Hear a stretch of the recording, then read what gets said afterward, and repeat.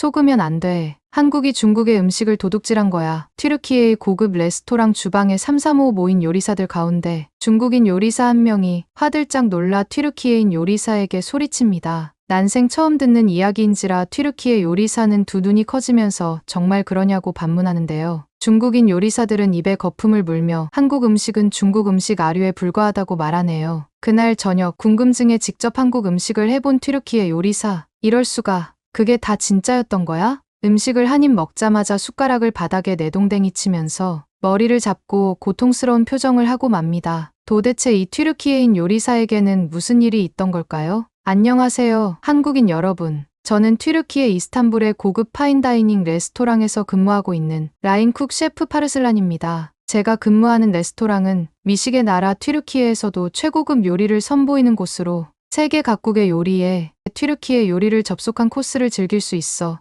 무척 유명해요. 식당에 방문하는 손님들은 물론 식당에서 일하는 요리사들과 종업원들까지 모두 자부심을 가지고 일하고 있답니다. 명망 높은 식당이다 보니 튀르키예인뿐만 아니라 세계 각국에서 일을 배우러 오는 요리사들이 많은데요. 서양은 물론 동양계 요리사들도 북적이고 그 중에서도 중국인들의 인원이 가장 많습니다. 중국이 인구가 많은 나라라는 것을 알고 있었지만 튀르키예라는 땅에도 그 영향력을 끼치고 있는 게 신기할 따름이에요. 많은 인종과 문화가 섞여 지내서 점심과 저녁 서비스 타임 사이 잠깐 쉬는 시간이 되면 요리사들끼리 모여 이런저런 이야기를 주고받습니다. 제가 평소에 잘 모르는 여러 문화권의 이야기를 들을 수 있어서 좋았는데 얼마 전에는 한국과 중국 요리 문화 사이에서 벌어진 원조 논쟁에 관해 알게 되었어요. 시작은 넷플릭스에서 방영된 요리 서바이벌 프로그램 흑백요리사였죠. 그 프로그램은 네로라는 요리사들이 모여 각자의 요리를 선보이며 대결하는 포맷이었는데 한국에서 만든 프로그램이라 한국 셰프들이 많이 나온다더군요. 저도 궁금증에 조금 찾아보았는데 한국에서 일하는 사람들만 있는 게 아니라 외국의 고급 레스토랑에서 근무한 경력을 가진 한국인,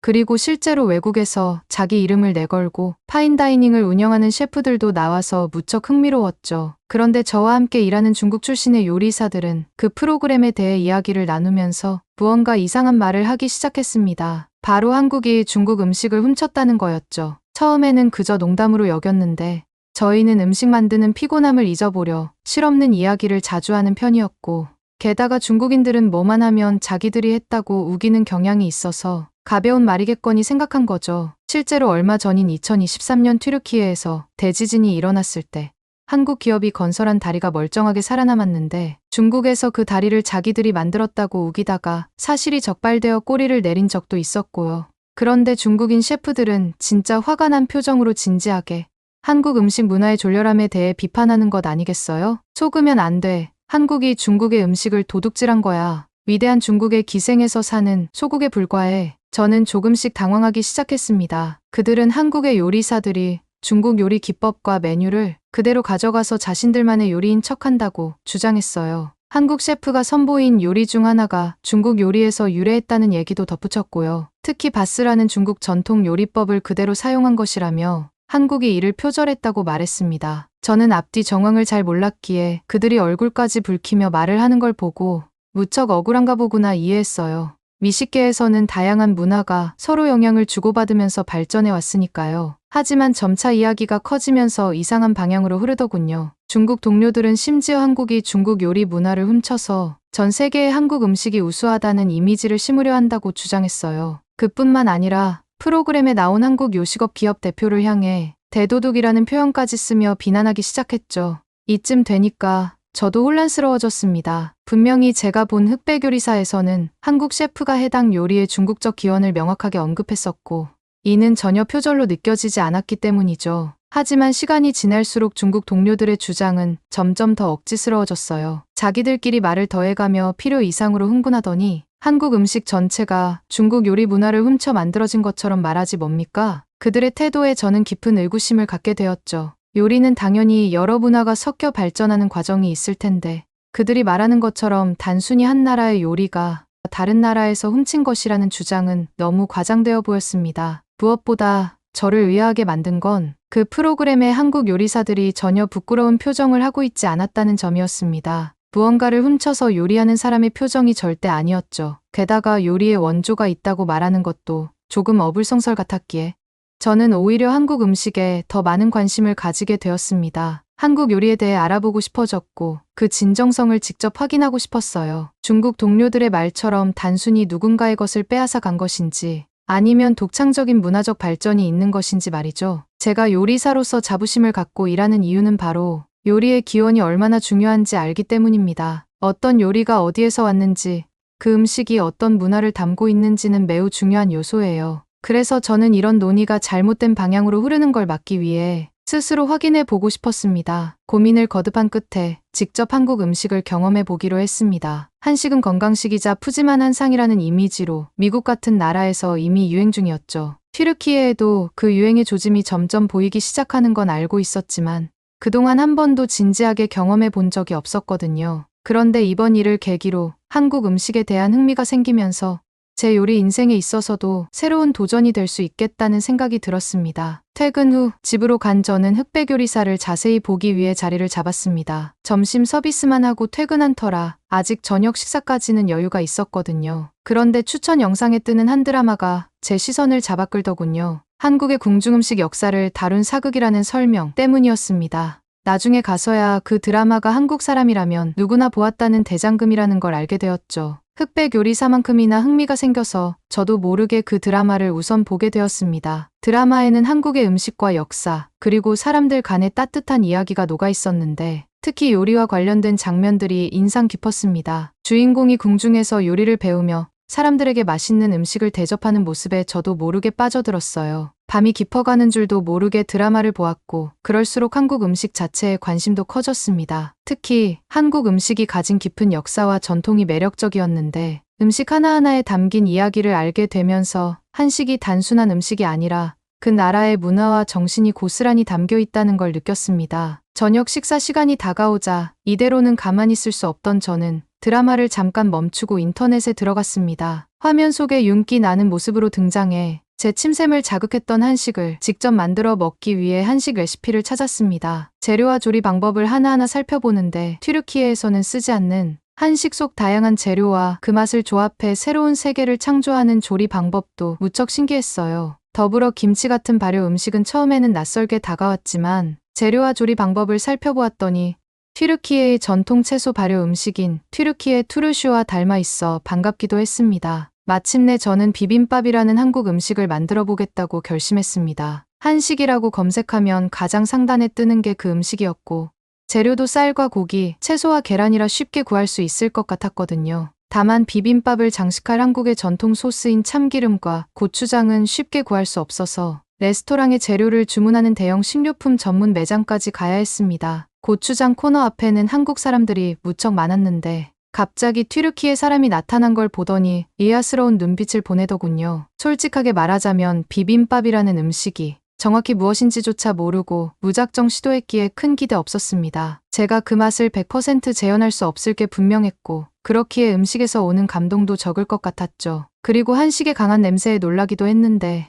고추장의 알싸하고 쿰쿰한 향과 참기름의 진하고 고소한 향은 튀르키예 음식에서는 잘 사용되지 않았거든요. 잘못 삼키면 턱구역질을 할지도 모르겠다는 생각이 들 정도로 그 향이 너무 강하고 낯설었습니다. 채소와 고기를 볶고 계란 프라이를 만들어 밥 위에 올릴 때까지도 조금 망설였어요. 하지만 한번 맛을 보니 그 깊은 맛에 놀랄 수밖에 없었습니다. 참기름은 진하게 퍼지는 향과 달리 입안에 들어가니 무척 기분 좋은 풍미로만 남고 전혀 느끼하지 않더군요. 게다가 고소한 참기름의 향과 잘 어우러진 신선한 야채들도 정말 황홀했습니다. 하지만 저를 가장 충격에 빠뜨린 건 고추장이었죠. 고추장의 맛이 입안에 퍼지기 시작한 순간 저는 너무나 놀라서 숟가락을 떨어뜨리고 말았습니다. 다른 모든 재료의 맛을 가려버리고 오직 매운맛으로만 덮어버릴 줄 알았던 고추장이 오히려 비빔밥을 구성하는 채소와 고기, 밥과 계란을 하나로 뭉쳐주는 역할을 했거든요. 유명한 요리 평론가들은 비빔밥의 맛을 두고 모든 재료가 조화를 이루며 입안에서 폭발하는 맛이라고 설명했습니다. 그리고 저도 정확히 똑같은 느낌을 받았죠. 이럴 수가, 그게 다 진짜였던 거야? 저도 모르게 혼잣말이 나왔습니다. 한국 음식의 놀라움을 텔레비전 화면과 휴대전화 화면으로만 보다가 실제로 느꼈기 때문이었죠.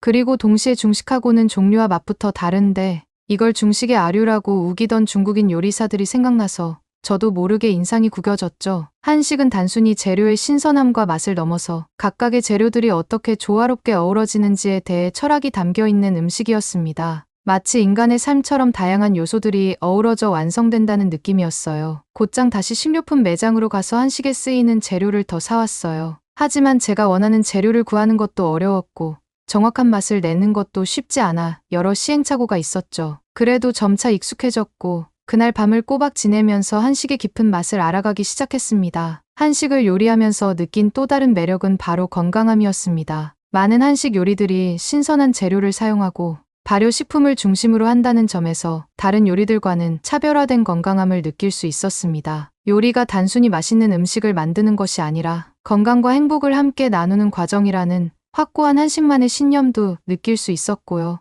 그리고 제가 가장 감동을 받은 건 한국 음식이 사람을 생각하는 마음에서 비롯된다는 점이었습니다. 한국 음식의 대부분은 가족이나 공동체와 함께 나누어 먹는 것을 전제로 하고 있어요. 밥상 위에 여러 반찬이 놓이고 모두가 함께 나누어 먹는 모습은 한국의 따뜻한 정서와 공동체 정신을 잘 보여준다고 생각합니다. 튀르키예도 지금은 식탁에 밥을 차리고 의자에 앉아 밥을 먹지만 과거에는 좌식 밥상 문화를 가지고 있었기에 친근하게 느껴졌어요. 하루 만에 완전히 한국 음식에 빠져든 저는 다음날 출근을 하자마자 어제 저에게 억지 주장을 한 중국인 요리사들을 찾아갔어요. 그리고는 제가 공부한 한식 관련 내용을 전부 이야기해 주었습니다. 하지만 그들의 태도는 전혀 달라지지 않았고 도리어 자기들이 아는 것을 더 말해주겠다면서 억지를 부리더군요. 참깨탕 같은 음식도 사실은 중국 음식에서 유래한 것이라지 뭡니까? 한국의 전통적인 조리 방식과 재료 조합을 통해 한국의 자연환경과 역사, 그리고 사람들의 삶의 지혜가 고스란히 담긴 음식인데도 말이죠. 게다가 그들은 김치가 원래 중국 음식이라는 주장까지 펼치기 시작했는데 표정에 미동도 없이 한국의 전통 발효 음식을 자신들의 문화유산으로 왜곡하려는 모습이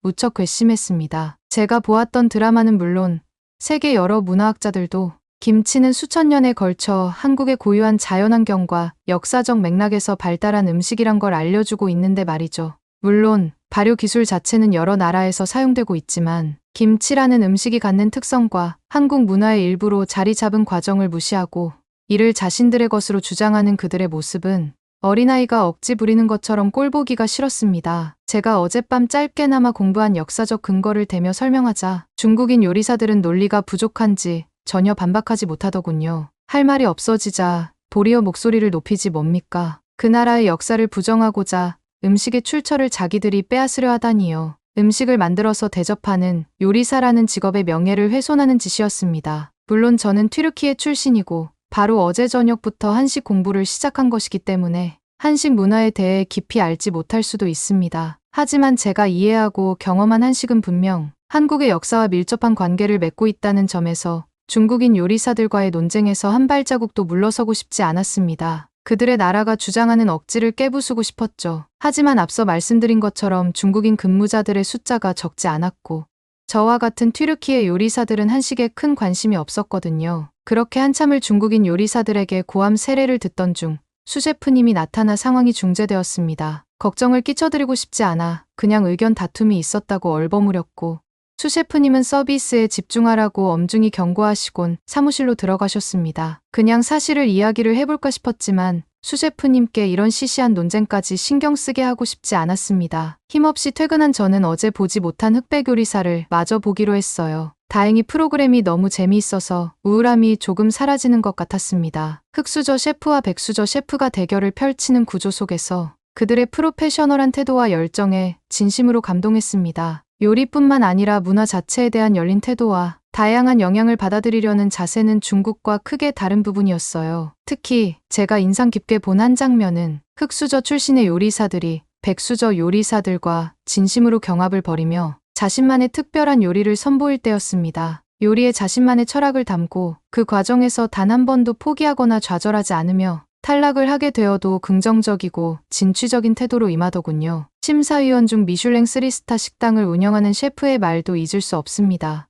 요리는 주어진 재료만으로 평가받는 것이 아닙니다. 요리사가 그 재료에 어떤 의미를 부여하고 자신의 감정을 얼마나 담느냐가 중요합니다. 저 역시 요리를 하면서 의미를 부여하기 위해 그리고 제 감정을 담기 위해 수많은 노력을 했습니다. 한식도 제겐 그런 요리 중 하나가 되어서 꼭 지키고 싶었지만 오늘은 좌절되어 버리고 말았습니다. 그래도 흑백 요리사를 보면서 다시 한번 용기를 얻을 수 있었습니다. 회차가 거듭될수록 한국 요리사들이 그들의 문화적 배경을 유지하면서도 세계 각국의 요리 스타일을 받아들이고 새롭게 창조하는 데 주저하지 않는 모습에 놀랐습니다. 전통을 지키는 동시에 새로운 것을 만들어내는 균형을 잘 유지하는 모습은 중국 요리사들이 전통에 갇혀 다른 나라의 전통도 빼앗으려 하는 태도와 무척 상반되었죠. 한국의 요리사들이 열린 마음으로 새로운 아이디어를 받아들이고 그것을 자기만의 스타일로 변형해 나가는 과정도 참 인상 깊었습니다. 결국 마지막 회차까지 다 봤을 때 저는 한국 음식을 제대로 배우고 싶다는 결심을 품게 되었습니다. 한국에서 배울 수 있는 요리 기술과 철학이 저를 한 단계 더 성장하게 할 것이라는 확신이 있었습니다. 물론 당장 떠날 수는 없었는데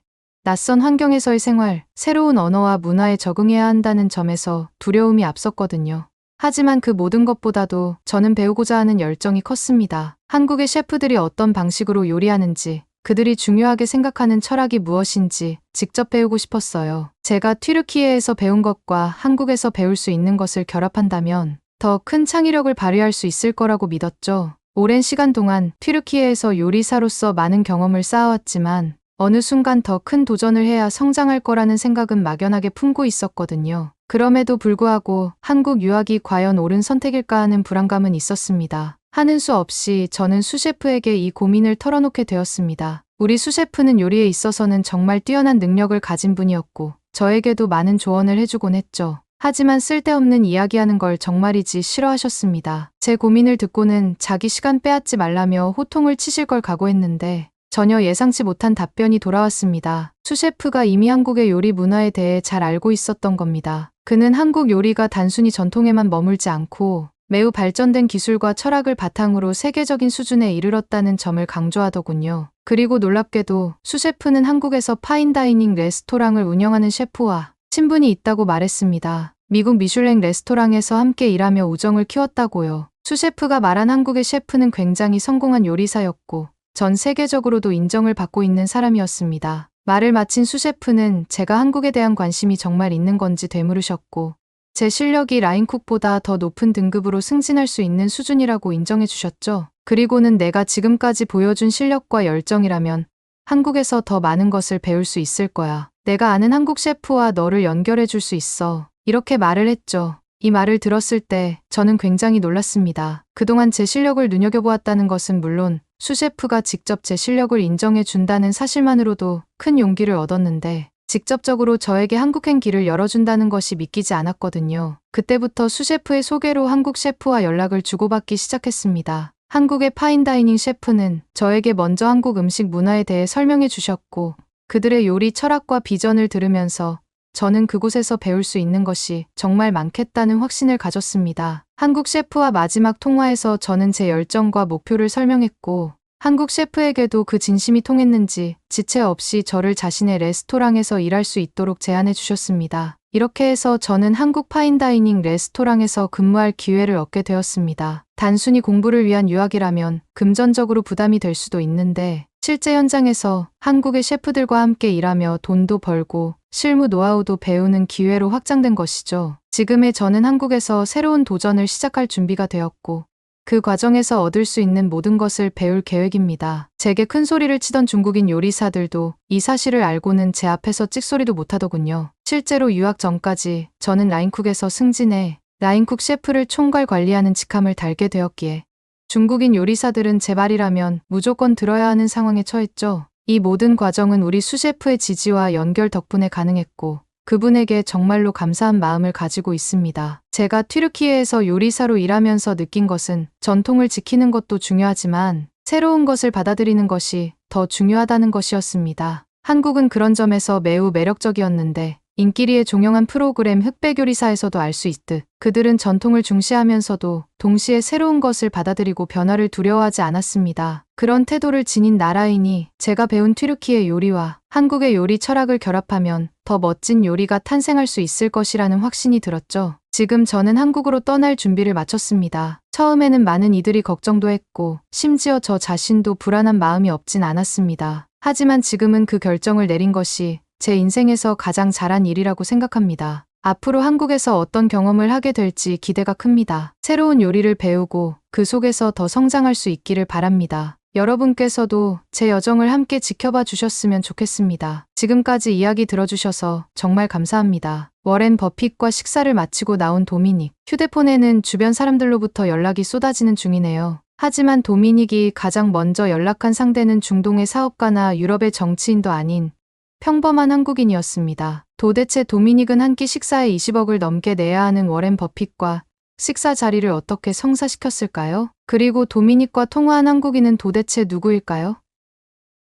그 기막힌 이야기 지금부터 시작합니다. 안녕하세요. 저는 도미닉이라고 합니다. 사실 제 이름은 진짜 이름이 아니에요. 고아원에서 지어준 이름이고 저를 낳아준 부모님은 저를 이름으로 부르는 대신 야, 너 이런 식으로 불러서 제 진짜 이름이 뭔지는 저도 잘 모릅니다. 저는 싱가포르에서 태어났어요. 잘 사는 나라라는 이미지가 강한 나라죠. 실제로 그렇습니다. 바다가 면에 있는 지리적인 특성, 사업을 장려하고 전폭적으로 지원하는 정부의 정책 등 다양한 요소 덕분에 국민 평균 소득이 부자 나라에 속하는 수준이 될 수 있었죠. 그런데 평균 소득은 어디까지나 평균이잖아요. 그 안에는 엄청난 빈부격차가 있습니다. 부자가 돈을 벌수록 가난한 사람들은 더 가난해지는 게 현실이고 자수성가하는 경우도 점점 줄어들어 거의 전무해졌습니다. 하지만 저는 그 어려운 자수성가를 해냈죠. 평범한 중산층 가정도 아니고 고아원 출신인 제가 그것을 해낸 건 삶의 은인인 한국인 구자 역시 덕분이었죠. 30년 전 부모님은 저를 고아원에 떠넘겼습니다. 탄종파가르라는 동네로 갔죠. 차이나타운이 가까이 있는 동네였는데 말 그대로 빈민촌이었어요. 범죄자나 갱단 같은 인간들이 많이 살았어요. 그런 곳에서 생활하다 보니 하루하루가 고통스러웠어요. 그저 고아원 아이들과 거리를 쏘다녔습니다. 그렇게 방치된 아이 중에서는 맞고 다니거나 비행을 저지르게 되는 경우가 많았어요. 하지만 고아원에서는 그런 부분까지 케어해주지 않았습니다. 아이들이 너무 많았거든요. 저도 방치되어 되는 대로 살아갔습니다. 그러던 중 부모님이 집을 잃었다는 소식도 들었을 때 영영 가족을 볼 수 없겠다는 절망에 빠졌죠. 쓰나미 때문이었어요. 갑자기 들이닥친 파도에 집이 산산조각 부서지고 말았습니다. 더 좋은 동네에 살았더라면, 높은 빌딩에 살았더라면 저희 집은 무너지지 않았겠죠. 하지만 돈이 없어서 벌레와 습기가 들끓는 해변에 집을 지어둔 탓에 파도 한 번에 모두 무너져 버린 것입니다. 몇 달이 지나도 어머니와 아버지는 연락을 해오지 않았습니다. 저 홀로 남겨졌다는 생각에 공포감에 휩싸였죠. 공포심을 이겨내 보려고 계속 경계했던 질 나쁜 무리와 어울리기 시작했어요. 이대로 가다간 홀로 어디선가 목숨이 끊어져도 아무도 몰라줄 것 같았기 때문입니다. 우습게도 안전하다는 기분이 들었어요. 그런데 문제는 그들이 자꾸 저에게 돈을 요구한다는 것이었습니다. 협박하며 돈을 바치라고 하더군요. 제가 할 수 있는 건 거리로 나가 구걸하는 것뿐이었습니다. 평범한 구걸로는 좀처럼 돈이 벌리지 않았어요. 돈을 안 주면 그들이 저를 때렸고 맞고 돌아와 고아원 선생님에게 멍을 들키면 불량한 짓을 했다는 이유로 밥을 먹지 못했습니다. 그래서 저는 저와 비슷한 처지의 고아원 아이들을 모았어요. 사람이 많으면 뭐라도 할 수 있겠다 싶었기 때문입니다. 처음에는 아이들과 엉성한 연극을 했어요. 관광객들이 많이 오니 그들에게 볼거리를 제공하고 적선을 받으려는 목적이었습니다. 생각보다 반응이 좋았어요. 광대짓을 할 바에는 일자리나 알아보겠다고 했던 아이들도 나중에는 합류했습니다. 저희는 공평하게 돈을 나눠 가졌고 개인기를 개발하거나 외국어를 익혀 관객을 불러 모으는 아이들에게는 돈을 더 주었어요. 공연은 계속 이어졌고 저는 20살이 되어버렸습니다. 고아원에서는 성인이 된 저를 보살펴 주지 못할 것 같다고 말하기 시작했죠. 절망스러웠습니다. 그러던 어느 날 간이 무대 뒤 골목에서 아이들에게 공연비를 정산해주던 저를 누군가 불렀습니다. 낯선 남자였죠. 본능적인 경계심이 들어 얼른 골목을 빠져나왔어요. 하지만 그 남자는 저를 끈질기게 쫓아왔죠. 가만 보니 행색은 멀끔했고 흉기 같은 걸 들고 있지도 않은 것 같아 밝은 음식점 앞에서 그를 마주했습니다. 그는 동양인이었습니다. 동양인들이 이상한 성적 취향을 가지고 있다는 소문을 익히 들어서 여전히 그를 향한 경계심은 거두지 못했죠. 돈을 주면 돈만 받고 도망치거나 이상한 말을 걸기라도 하면 소리를 질러 창피를 주려 했습니다. 그런데 그는 제게 돈을 주지도 이상한 요구를 하지도 않았습니다. 바로 옆 식당을 가리키며 밥을 사주겠다고 말했습니다. 사실 배가 고프긴 했어요. 한 끼도 못 먹고 저녁에 고아원에 돌아가 다 식은 수프만 먹는 게 일상이었죠. 그런데 음식을 사주겠다니 혹했고 정신을 차려보니 남자를 따라 맛있는 냄새가 풍기는 식당 안으로 들어가고 있었습니다. 남자가 이것저것 음식을 주문했고 저는 허겁지겁 먹기 시작했습니다. 꾸역꾸역 음식을 집어넣고 있는데 불쑥 남자가 어쩌다 공연으로 돈을 벌 생각을 했는지 물었습니다. 말하자면 긴 이야기라고 얼버무렸지만 그는 전부 듣고 싶어 했습니다. 그래서 그냥 처음부터 끝까지 이야기했어요. 이야기를 가만히 듣던 남자는 불쑥 한국이라는 나라를 아냐고 물었습니다. 자신의 고국이라면서 그곳에서 이런저런 사업을 하는 중이라고 덧붙였죠. 그리고는 저와 함께 사업을 해보고 싶다고 말했습니다. 경계심이 들었지만 문득 이런 생각이 들었죠. 계속 이곳에서 구걸로 연명하다간 오래 살 수 없을 거라고. 이제 고아원에서 나와야 하는데 거처가 정해진 상태라면 오히려 좋을지도 모른다고. 지금 생각해보면 무작정 알겠다고 말한 건 정말 위험한 선택이었습니다. 무슨 일을 당할지 어떻게 알고 선뜻 따라 나섰던 걸까요? 식사를 마치고 나오는 길에 그는 자신의 명함을 건넸어요. 이름은 구자혁, 사업가였습니다. 고아원을 나온 저는 구자혁 씨의 집에서 살기 시작했습니다. 집안일은 대부분 가정부가 해주었고 식사 준비도 마찬가지였죠. 저에게 청소 정도는 시킬 줄 알았는데 편하게 지내라고만 했습니다. 앙상하던 몸에 살이 찌기 시작한 것도 그 즈음이었어요. 그 시간 동안 저와 구자혁 씨는 대화를 많이 나눴습니다. 그를 사장님이라고 부르기 시작했죠. 사장님의 고민은 딱 한 가지였어요. 글로벌 사업을 하는데 외국인 직원과 한국인 직원을 대하는 태도 차이를 어떻게 해야 할지 모른다는 것. 제가 공연을 하는 여러 아이를 잘 통솔하고 아이들 스스로 장기를 키워 수익을 창출하도록 유도하는 것을 보고 분명 무슨 비법이 있을 거라 생각했답니다. 사장님은 저에게 외국 지사 공장 관리직을 제안했어요. 그런데 저는 거절했습니다. 그냥 들어도 너무 이상했거든요. 꼬마애가 갑자기 관리직에 앉으면 나이에 민감하지 않은 외국인 직원이라 해도 반감이 들 테니까요. 사장님은 일리 있는 말이라며 고개를 끄덕여 주셨습니다. 공장의 말단 생산직부터 일을 배우기 시작했습니다. 20살밖에 되지 않은 저에게 공장의 모든 일은 낯설고 어려웠어요. 아이들과 공연을 하는 것도 일이라고 생각하고 살았는데 공장에서 딱 하루만 보내니 그건 일이 아니라 놀이였다는 걸 깨달았습니다. 생전 처음 몸을 쓰는 노동을 하면서 피로감과 함께 뿌듯함도 느꼈어요. 다 같이 협업해서 무언가를 만들어내는 경험은 생각보다 제 적성에 잘 맞았고 매일 보람차게 일을 할 수 있었습니다. 단순 반복 노동이라 급여는 크지 않았어요. 그래도 꾸준히 일에 매진했죠. 이후 단순 생산직뿐만 아니라 자그마한 라인의 관리직, 거래처를 만나는 영업직, 그리고 사장님의 비서 등등 다양한 직무를 경험하며 시간은 빠르게 흘렀습니다. 마침내 제가 30살이 되던 해 사장님은 이제 준비가 되었냐고 물었어요. 저는 자신 있게 고개를 끄덕였습니다. 그 순간이 저에겐 다신 없을 인생의 기회였습니다. 돈이 없어 가족이 사라지고 집도 먹을 것도 없이 떠돌던 제가 사장님과 일하기 시작하면서 가지게 된 꿈을 드디어 이룬 것 같았어요. 사장님에게 인정을 받았고 한국에서 일하며 받는 급여로 충분히 제 생계를 유지할 수 있었습니다. 다만 한 가지 걱정되는 것은 한국이라는 낯선 나라에서의 생활이었습니다. 사장님은 한국 지사의 부사장에게 잘 말해놓았으니 가서 일만 잘하면 괜찮을 거라며 안심시켜 주었습니다. 하지만 직접 겪어보기 전에는 아무것도 모르니 불안했습니다. 어쩌면 연고도 없는 나라에서 외딴 섬처럼 살아가게 될지도 모른다는 공포감도 들었죠. 이렇게 혼자 불안해할 바에는 그냥 다시 싱가포르로 돌아가야 하나 이런 고민까지 했지 뭡니까. 결국 한국에 도착했을 때는 너무 긴장한 상태라 사무실을 찾아가는 길을 잃어버렸습니다. 저녁 비행기를 타고 출발했는데 긴장 탓에 잠이 오지 않아 피곤한 상태였죠. 그럼에도 정신을 제대로 부여잡고 복잡한 공항버스 노선을 살피며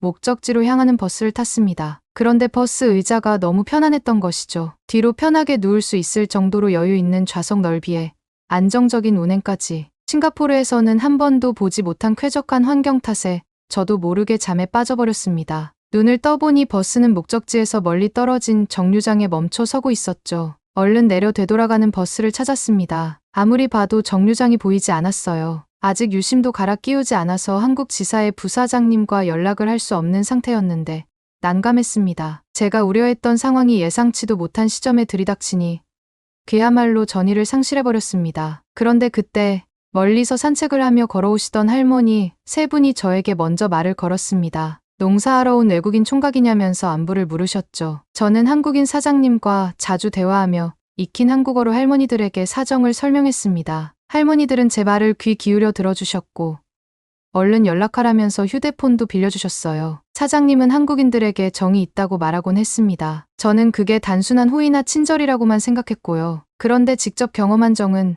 그런 단순한 감정이 아니었습니다. 정을 주는 사람과 정을 받는 사람 모두 가족처럼 끈끈해지는 마법 같았죠. 정 많은 할머니들 덕분에 부사장님과 연락이 되었습니다. 부사장님은 늦은 밤이었는데도 저를 태우러 차를 끌고 와주셨습니다. 부사장님이 올 때까지 제 옆을 지켜주시던 할머니들은 가방에서 사과 몇 알을 꺼내 먹으며 가라고 말해주셨습니다. 서울로 올라오는 길에 부사장님에게 제가 해야 할 일이 무엇인지 물었어요. 부사장님은 내비게이션을 켜서 뉴스 영상 하나를 틀었습니다. AI 사업 관련된 주가가 점차 오르고 있고 가장 활발하게 거래가 이루어지는 국가가 한국과 싱가포르라고 했습니다. AI 프로그램을 만들고 유통하며 싱가포르와 한국 사이를 연결하는 것. 한국 지사에서 진행 중인 프로젝트의 목표였습니다. 제가 해야 할 것은 한국 지사에서 일하는 외국인 직원들을 관리하고 더 많은 성과를 낼 수 있도록 유도하는 것이었죠. 자신 있는 일이었습니다. 사실 AI는 잘 몰랐는데요. 사람을 상대하는 거라면 거의 평생을 해온 일이었으니까요. 생산직부터 관리직까지 모두 경험하며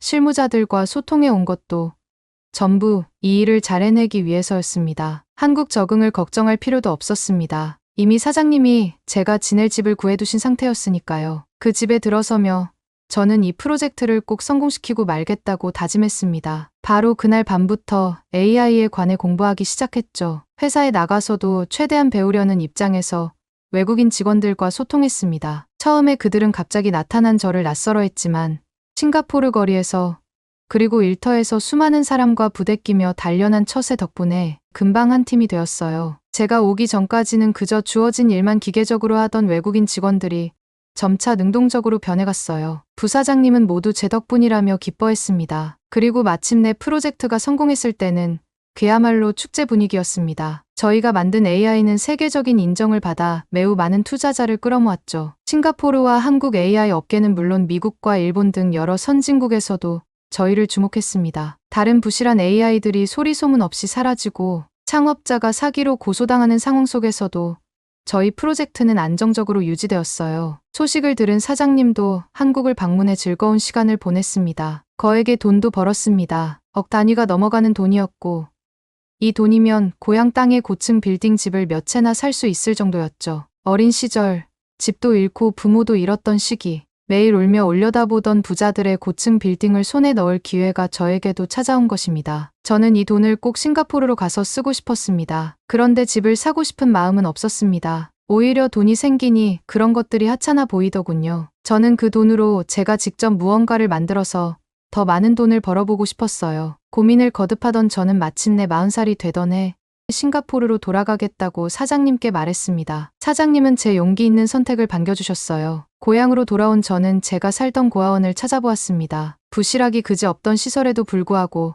아직도 운영을 하고 있더군요. 아이들에게 써달라고 말하며 돈을 어느 정도 기부했습니다. 그 후에는 사무실도 구했어요. 싱가포르를 오는 관광객을 대상으로 한 수상 레저 사업이었습니다. 직원들도 계속 고용했고 그들이 즐겁게 일할 수 있는 환경을 만들기 위해 최선을 다했습니다. 그 과정에서 한국에서 번 돈을 거의 다 썼지만 전혀 아깝지 않았죠. 오히려 사업을 통해 새로 번 돈도 전부 회사에 투자했습니다. 그럴수록 직원들은 적극적으로 변했고 저도 더 열심히 움직일 수 있었습니다. 정신없이 일하다 보니 돈이 돈을 벌어오는 상황이 되었습니다. 저는 더 높은 사업 단계로 발전하기 위해 20억 넘는 돈을 지불해 워렌 버핏과 식사도 하게 되었고요. 누군가는 돈을 허공에 뿌리는 일이라고 볼 수 있을 것입니다. 하지만 제 입장에서는 돈이 전혀 아깝지 않은 시간이었습니다. 그 시간이 끝난 후 함께 사업을 하며 알게 된 사람들에게 계속 연락이 왔지만 저는 가장 먼저 사장님께 전화를 걸었죠. 제 삶을 구해준 한국인, 구자혁 씨에게 제가 들은 멋진 정보를 나누고 싶었기 때문입니다. 전화를 받은 사장님은 제게 아무것도 묻지 않았어요. 단지 즐거운 시간 보냈냐고 말하며 저를 칭찬했습니다. 워렌 버핏에게 무슨 이야기를 들었을지 솔깃할 수밖에 없었을 텐데 제 상태를 먼저 챙기는 것을 보고 다시 한국인의 정을 느끼는 순간이었어요. 제가 사업을 잘 이끌 수 있던 것은 거리에서 배운 처세가 아니었을지도 모릅니다. 한국인 사장님과 한국이라는 나라에서 경험한 정이라는 독특한 감정을 덕분이라고 생각해요. 다시 생각해도 제 삶에 더 없을 기회였던 그 순간을 50살이 넘어가는 지금도 오랜 추억으로 간직 중입니다. 쓰나미로 집을 잃고 거리를 떠돌며 구걸로 연명하던 소년이 한국인 생명의 은인을 만나 한국의 정을 느끼고 백만장자가 된 사연 어떠셨나요? 워렌 버핏과 식사를 하게 된 것도 모두 그 덕분이라고 하는데요. 한국의 정은 사람과 사람 사이를 끈끈하게 이어주는 감정을 넘어 살아갈 용기와 힘을 주는 마음인 것 같습니다. 저희 채널에 계속해서 올라올 감동적인 사연을 살펴보고 싶으시다면 구독과 좋아요, 알림 설정 부탁드립니다.